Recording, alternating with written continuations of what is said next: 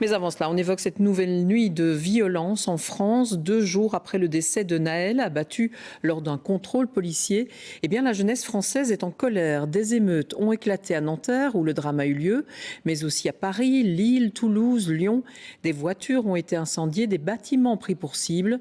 Quelques images tout de suite de ces troubles. Elles sont montées par Isabelle Husson et commentées par Romuald Lamorté.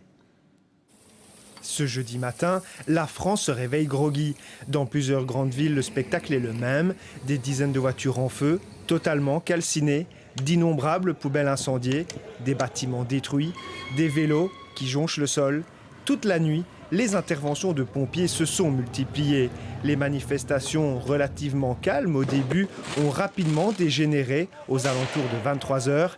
À Nanterre, la tension était très palpable. De nombreux manifestants cagoulés ont dressé des barricades, posé des barrières sur les routes ou tiré des feux d'artifice sur les policiers, qui ont ensuite répliqué par du gaz lacrymogène.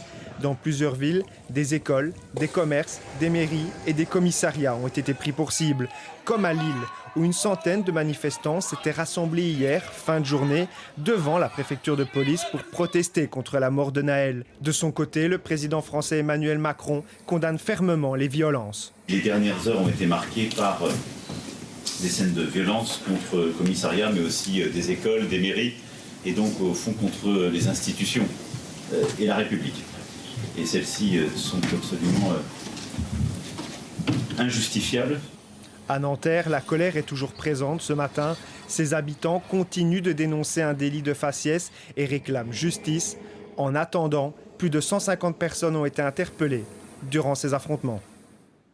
Oui, ce soir, 40 000 policiers et gendarmes seront mobilisés pour pouvoir faire face à d'autres violences. Et l'enquête sur le drame, eh bien, elle avance. Adeline Percept, le policier auteur du tir mortel, vient d'ailleurs d'être placé en détention provisoire.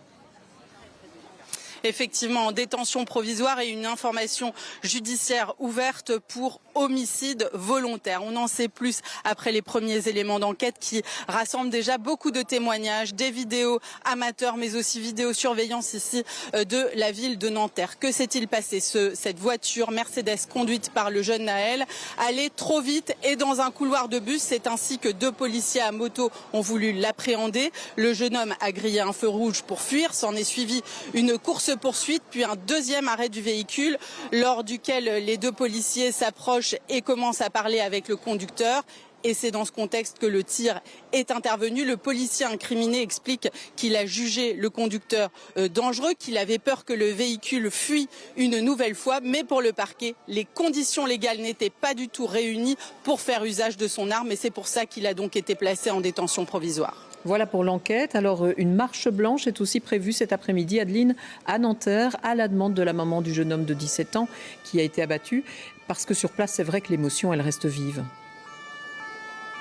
Effectivement, pour beaucoup de gens, cet homicide est l'étincelle qui pouvait faire s'embraser les banlieues françaises avec le spectre de ce qu'on avait connu ici en 2005, 3 semaines d'émeutes partout dans toute l'Île-de-France. Il y a évidemment beaucoup d'émotions mêlées, si je puis dire. La colère d'abord qu'on a vu s'exprimer via la violence des émeutiers toute la nuit. Ce qu'il faut bien comprendre ici à Nanterre, c'est qu'il y a eu des dizaines d'incendies visant des symboles de la République, des abribus, des véhicules.